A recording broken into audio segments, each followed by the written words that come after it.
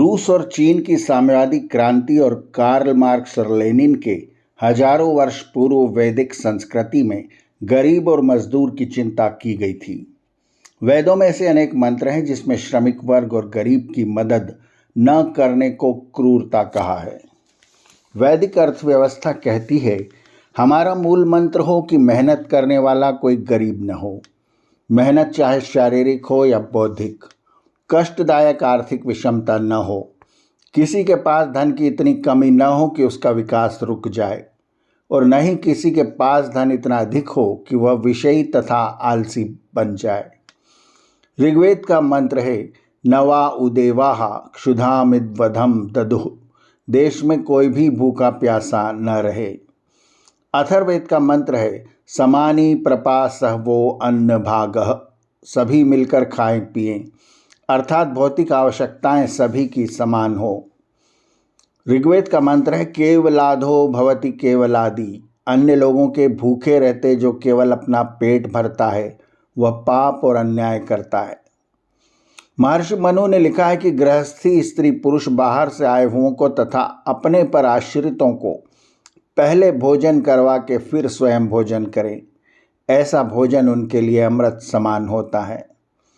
विदुर नीति कहती है, एकः संपन्नमश्यन्ति वस्ते वासश्च शोभनम यो वसी विभज्य भृतेभ्यः को नशंसतरस्ततः, जो अपने द्वारा भरण पोषण के योग्य व्यक्तियों को बांटे बिना अकेला ही उत्तम भोजन करता है और अच्छा वस्त्र पहनता है, उससे बढ़कर क्रूर और कौन होगा। चाणक्य सूत्र में लिखा है, स्वजनम तर्पयित्वा यह शेष भोजी सो अमृत भोजी, जो अपने लोगों को तृप्त करने के बाद बचा हुआ अन्न खाता है वह अमृत भोजन करता है। शतपथ ब्राह्मण में लिखा है, असुराः स्वेप्येवास्येषु जुह्यति अन्यो अन्यस्मिन् हवे देवाः, औरों के भूखे रहते अकेले खाना राक्षस वृत्ति है, सबके साथ बांट करके खाना सज्जनता है। शास्त्र ने चेतावनी दी है कि यदि कुछ लोग भूखे रहते हैं और उनकी भौतिक आवश्यकताएं पूरी नहीं होती तो समाज में दुख और दुराचार बढ़ जाता है।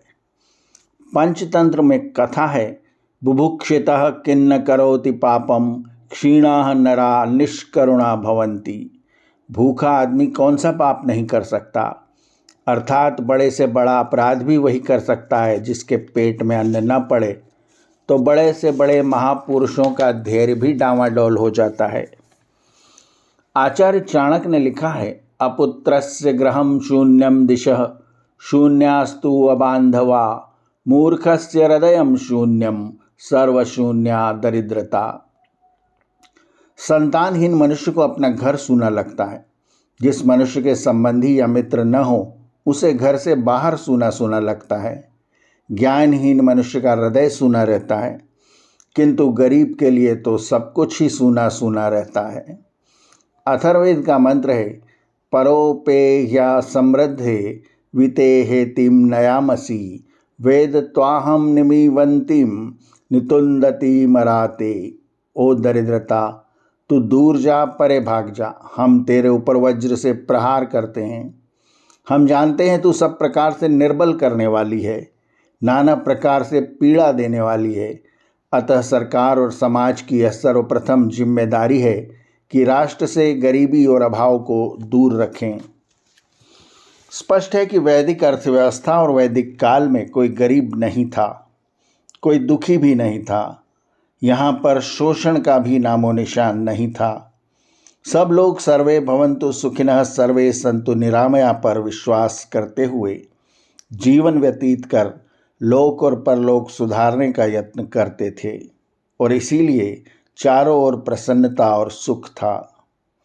आर्यावर्त की कहानियाँ चैनल को सब्सक्राइब करें और बेल आइकन के बटन को दबाएं, ताकि हम जब नया वीडियो लेकर आएँ तो उसकी सूचना आपको तुरंत मिल जाए।